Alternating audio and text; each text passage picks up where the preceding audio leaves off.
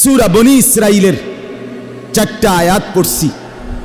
1 number, আল্লাহ তাআলা বলেন আকিমিস সালাতা লিদুলুকিশ শামসি ইলা গাসাকিল লাইল ওয়া কুরআনাল ফজর। 3টা কাজ দিছে এখানে নবীজিকে 4টা আয়াতে। 3 আয়াতে 3টা কাজ। 4র্থ আয়াতে হকের বিজয়ের কথা। প্রথম আয়াতে আল্লাহ বলছে আপনার জন্য প্রথম আমল, আপনি এবং আপনার উম্মতের জন্য 1 নাম্বার আমল হলো 5 ওয়াক্ত নামাজ। কি বলেন না? 5 ওয়াক্ত নামাজ। আকিমিস সালাতা লিদুলুকিশ শামসি ইলা গাসাকিল লাইল ওয়া কুরআনাল ফজর। আল্লাহ বলে বন্ধু, সূর্য যখন পশ্চিম দিকে হেলে যায় এবং রাত্রি যখন পূর্ণভাবে শুরু হয়, সন্ধ্যাবেলা সূর্য ডোবে, এরপরে লাল চিহ্ন আসে, এরপরে সাদা আভা আসে, এরপরে পুরা কালো অন্ধকারে ঢেকে যায়, এখান থেকে রাত্র ভালোভাবে কি হয়? শুরু হয়। আল্লাহ বলে সূর্য পশ্চিম দিকে হেলে যাওয়ার পর থেকে রাত্র যখন পূর্ণভাবে শুরু হয় ওই পর্যন্ত যতগুলো নামাজ আপনি আদায় করেন। তাফসীরের মধ্যে লিখছে এর মানে হলো 4 ওয়াক্ত, জোহর, আসর, মাগরিব, এশা। কয়টা হইল? আর বাকি আছে কয়টা? সেটা কি? আল্লাহ বলেন একসাথে বলতে পারতাম, কিন্তু বন্ধু ফজরের নামাজ এটা ভীষণ গুরুত্বপূর্ণ, অনেক বেশি গুরুত্বপূর্ণ। এই জন্য আল্লাহ বলেন ওয়া কুরআনাল ফজর, এবং বিশেষভাবে ফজরের কোরআন তেলাওয়াত, ফজরের কোরআন এই নামাজটা বিশেষভাবে অবশ্যই আদায় করুন। সুবহানাল্লাহ। ইন্না কুরআনাল ফজরি কানা মাশহুদা। আল্লাহ বলে নিশ্চয়ই ফজরের কোরআনে, ফজরের নামাজে সারা পৃথিবীর সমস্ত ফেরেশতা প্রতিদিন সন্ধ্যায় আল্লাহর ফেরেশতা একদল জমিনে আসে, গোটা দুনিয়া পাহারা দেয়। ফজরের ওয়াক্তে এরা আসমানে ফিরে যায়, আর ফজরের ওয়াক্তে আরেক দল সারা দিন ডিউটি করার জন্য গোটা পৃথিবীতে আসমান থেকে নেমে আসে। হাদিসে আছে নবীজি বলেন রাত্রিবেলা যারা ডিউটি করে আসমানে ফিরে যাচ্ছে, আর দিনের বেলা যারা ডিউটি করার জন্য আসতেছে, এই কোটি কোটি ফেরেশতা একসাথে দোনো দল, এক দল যাওয়ার সময় ফজর করে যায়, আরেক দল আইসা ফজরের জামাত ধরে। এই জন্য নবী আল্লাহ বলে ফজরের ওয়াক্ত আমার কোটি কোটি ফেরেশতাদের উপস্থিতির সময়।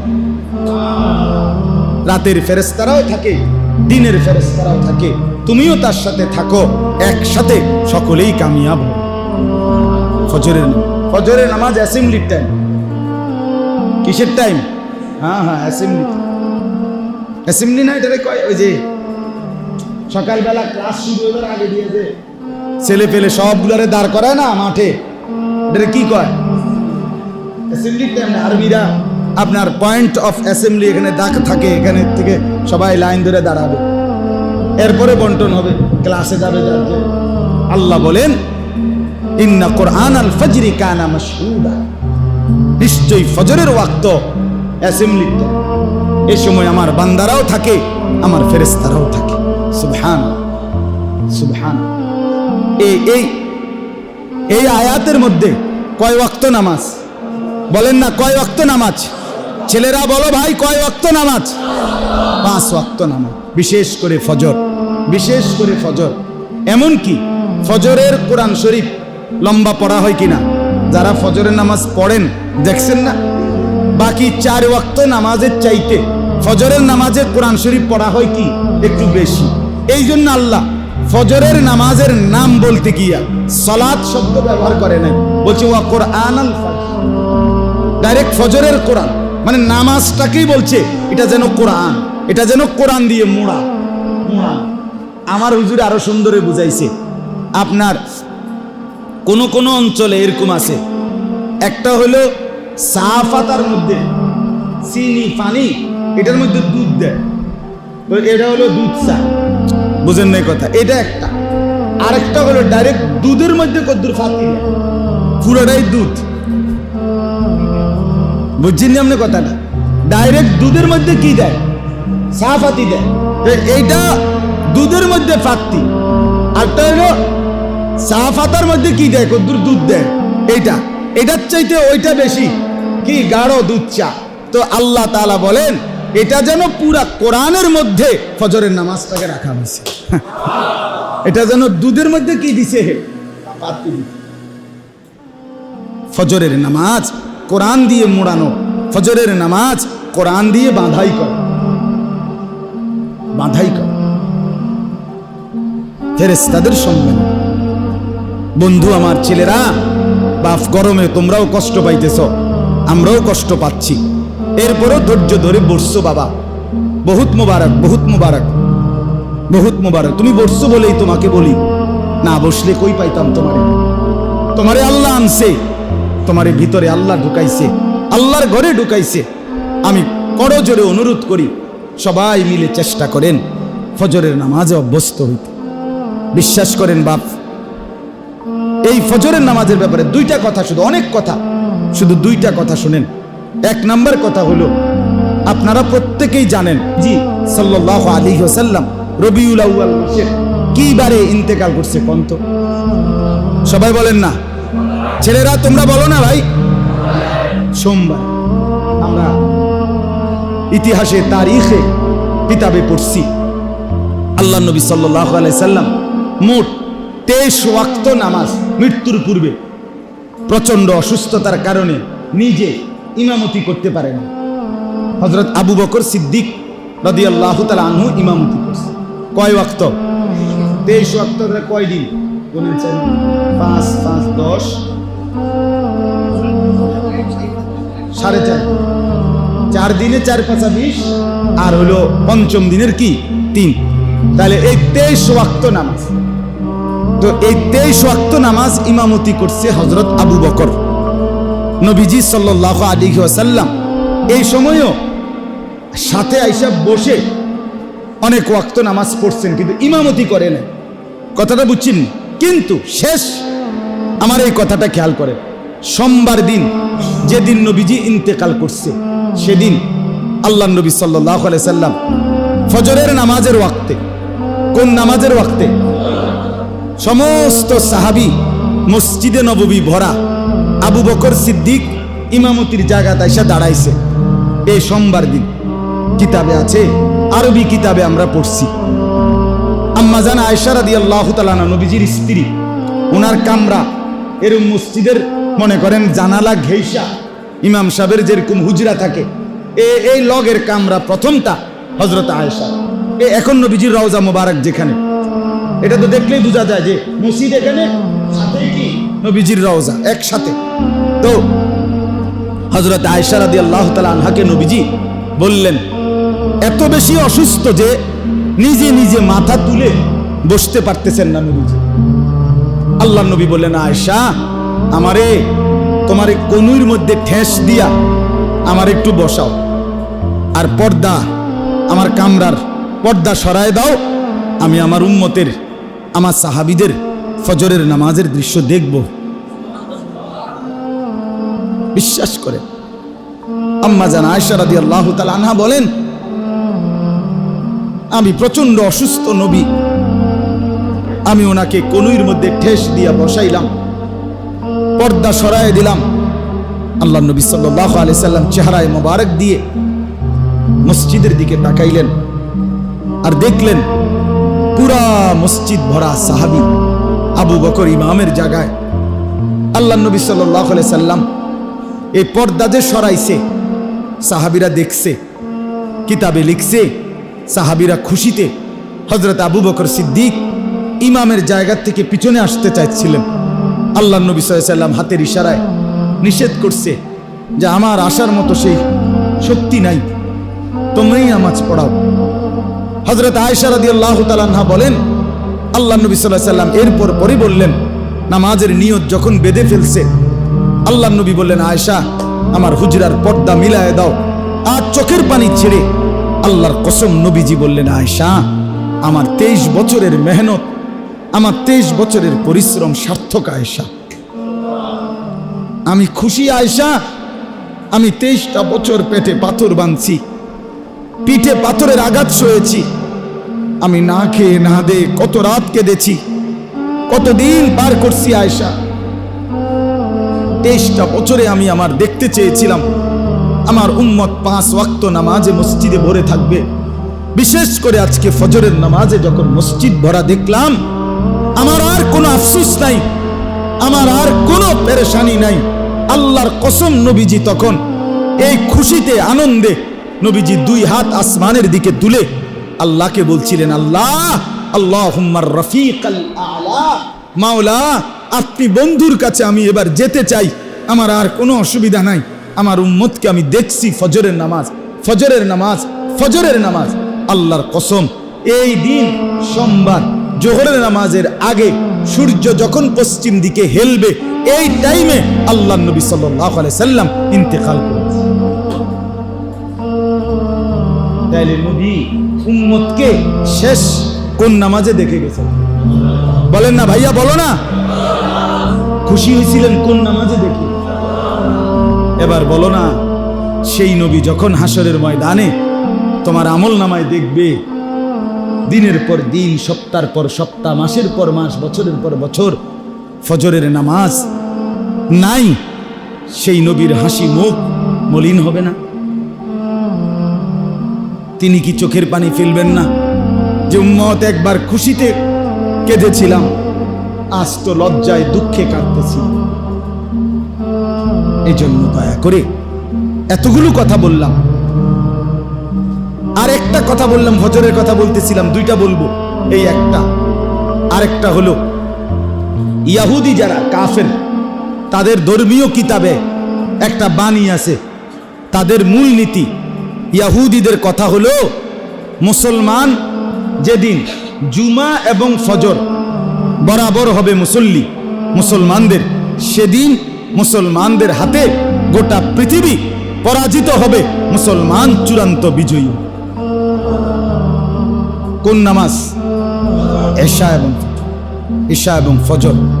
এই জন্য আজকে আলহামদুলিল্লাহ জুমার নামাজ, জুমা এবং ফজর, জুমা এবং কি আলহামদুলিল্লাহ, জুমায় তো মুসল্লি আলহামদুলিল্লাহ, আল্লাহ শুকর। এই যে মসজিদ ভাঙ্গা মসজিদ হয়, 2 তলার কাম হয়, 3 তলার কাম হয়, কি লেগা? শুক্রবারে জাগা হয় না, ঠিক কিনা বলেন? হায় রে মুসলমান, মুসলমানের উপরে কি শুধু শুক্রবারেই নামাজ ফরজ? তাহলে এতগুলো মানুষের জন্য যদি, জুমার নামাজের জন্য যদি মসজিদ বড় হয়, তাহলে এরা ফজর পড়বে না কেন? বলেন। 5 ওয়াক্ত নামাজ সবটাই ফরজ করেছেন কে? তো জুমার নামাজ ফরজ করছেন কে? তো আপনি জুমার নামাজ পড়েন, কিন্তু ওই দিনকার আসর পড়েন না, মাগরিব পড়েন না, এশা পড়েন না। তা আপনি যে আল্লাহর লাগা পড়েন জুমার নামাজ, এ কেমনে বুঝুন কাকা? আপনি দোস্ত, তুমি একটা ছেলে, কদ্দুর কওসায় বুঝাইয়া বিষয়টা আমরা একটু বুঝতাম, যে আমি জুমার নামাজ পড়ি আল্লাহর জন্য আর আসরের নামাজ পড়ি না আল্লাহর জন্য। কারণটা কি? পুরা সপ্তাহ 5 ওয়াক্ত নামাজ পড়ি না, এরপরে যদি কেউ মসজিদের মাইক দিয়েও শিক্ষারা বলে আমি জুমার নামাজ পড়ি আল্লাহর জন্য, আমি কমপক্ষে আমার বিশ্বাস হয় না। কথা বুঝেন নাই? আপনি যদি আল্লাহর জন্যই পড়েন, তো আসরের সময় আল্লাহর অপরাধটা কি? মাগরিবের সময় আল্লাহর অপরাধটা কি? নাউজুবিল্লাহ। বলে তো কেন পড়েন না? ছেলেরা বলো, বাপ কে তোমাদেরকে বুঝাইয়া দিল মুসলমান শুধু জুমার নামাজ পড়তে হয়, বাকি নামাজ পড়তে হয় না? এটা বুঝাইছে যে তোমার দিলে দিছে সে শয়তান, সে শয়তান, সে শয়তান, ইবলিস শয়তান, ইবলিস। মুসলমান তো তাকে বলে যে জুমাও পড়ে, 5 ওয়াক্ত নামাজ। কথা বলেন।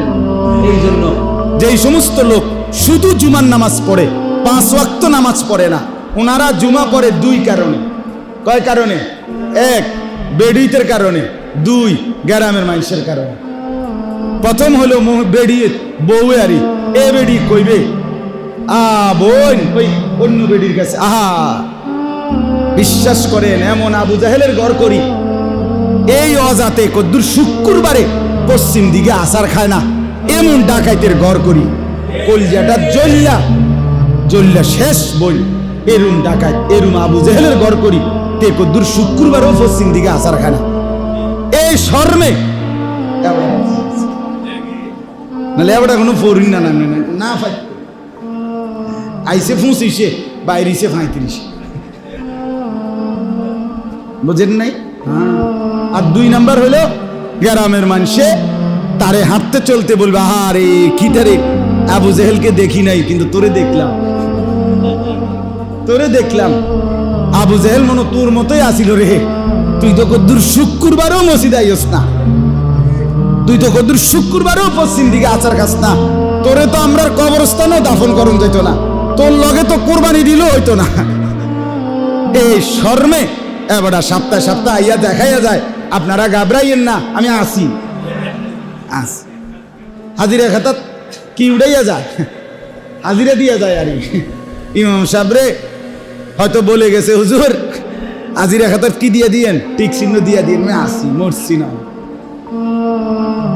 যদি লজ্জা থাকে তাহলে আজকের থেকে নিয়ত করেন ইনশাআল্লাহ 5 ওয়াক্ত নামাজ পড়বেন, বলেন ইনশাআল্লাহ। আল্লাহ নবী সাল্লাল্লাহু আলাইহি সাল্লাম জীবনের শেষ মুহূর্তে বলে গেছেন আয়েশা আসসালাত, আমার উম্মতকে বলিও নামাজ ঠিক রাখ। নবীর সাহাবী ওমর ইন্তেকালের পূর্ব মুহূর্তে ফজরের নামাজের ইমামতির সময় উনারে ছুরি মারছিল, উনি ফজরের নামাজ পড়ে যাচ্ছে, এই অবস্থায় বলছে আগে নামাজ তারপরে আমাকে ধৈর্য। সাহাবীরা আগে নামাজ পড়ছে এরপরে ওনাকে ধরছে। হযরতে খুবাইব ইন্তেকালের শাহাদাতের পূর্ব মুহূর্তে ওনারে ফাঁসিতে ঝুলাইছিল নবীর সাহাবী। ফাঁসিতে ঝুলাবার আগে মক্কার কাফেররা বলছিল খুবাইব শেষ আশাটা কি? উনি বলছে 2 রাকাত নামাজ পড়তে চাই। এই মাত্র শুনলেন ইমামে হুসাইন রাদিয়াল্লাহু তাআলা আনহু কারবালার মাঠে ওনার শেষ তামান্না শেষ আবদার কি ছিল? কোন নামাজ? মেরে মোহতারাম, আমার বাপ কিভাবে বললে বুঝবেন, কেমনে বললে বুঝতেন, কিভাবে বুঝবেন আপনি? আমি আমার সবটুকু আবেগ দিয়ে মহব্বত দিয়ে আপনাদেরকে বললাম ছেলেরা তোমরা ফিরে আসো বাপ। সব ছেলে একরকম গাফেল হইও না, আরো বললেও হাজার বললেও কিছু মানুষ গাফেল থাকবেই, কিন্তু 2-4 জন ছেলে 2-4 20 জন ছেলে 50 জন 100 জন ছেলে তোমরা ফিরে আসো বাপ, তোমরা ফিরে আসো, তোমরা ফিরো বাপ, তোমরা ফিরো। ইসলামের মধ্যেই শান্তি, আল্লাহর দ্বীনের মধ্যে শান্তি, কসম বাপ সেজদার মধ্যে শান্তি। গুনায় তৃপ্তি দেয় না। তুমি যদি সারা পৃথিবীর সমস্ত মহিলা উলঙ্গ ছবি দেখো, আল্লাহর কসম এরপরেও তোমার শখ মিটবে না, তোমার আরো দেখতে মন চাই। সারা পৃথিবীর 1 সাগর মদ যদি তুমি পান করো তারপরও মদের নেশা মিটবে না, তৃপ্তি হবে না, আরো নেশা করতে চাই। সারা পৃথিবীর সব টাকা নিয়ে জুয়া খেলতে বসলেও জুয়ার নেশা যাবে না। জুয়া শেষ পর্যন্ত হাজারো মানুষ জুয়ারি বাড়ি বিক্রি করে ফেলে, ভিটা বিক্রি করে ফেলে, শেষ পর্যন্ত বৌজি পর্যন্ত বিক্রি করে ফেলে। এমন জানোয়ার আছে কিনা বলেন? ফকির বানায় দেয়, ফকির রাস্তার ভিখারি বানায় দেয়। গুনাহ তৃপ্তি দেয় না। গুনাহ কি দেয় না? 1 সাগর মদ তৃপ্তি দেয় না, 1 গ্লাস পানি হালাল পবিত্র পানি তৃপ্তি দেয়। সারা পৃথিবীর উলঙ্গ নারী তৃপ্তি দেয় না। হালাল স্ত্রী একজন স্ত্রী দিয়েই 1 পুরুষের 70 বছর পার হবে, 90 বছর পার হবে। হালাল কি দেয়? তৃপ্তি দেয়। এজন্য সেজদার মধ্যে মজা, আল্লাহর বন্দেগীর মধ্যে মজা। এই মোবাইল টিপা জীবন নষ্ট করো না। সারাদিন অসৎ বন্ধুর আড্ডায় জীবন বরবাদ করো না ছেলেরা। আমি অনুরোধ করলাম, আজ বহু অভিভাবক তারাও হাল ছেড়ে দিছে। সিদ্ধান্ত একটাই, পড়ো আর না পড়ো, নামাজ পড়ো আর না করো, কামাই রোজগারি করো। বাবুরে এত কথা বুঝি না, টিয়ার দরকার, টিয়া দাও, দেশে থাইকা কামাই করো, নইলে বিদেশ যাও, পয়সা দরকার। বাবুরে তুমি নামাজ পড়লে পড়ো, না পড়লে নাই, ফুট টিয়া দাও, টাকা দাও, টাকা। তোমার যেটা জমি বেচবো, টিয়া কিন, জমি টিয়া রেডি রাখতে। হ্যাঁ, তোমার কাকা তোমার চাচাই শুনছি জমি বেচবো, টিয়া রেডি রাখতে। দেখা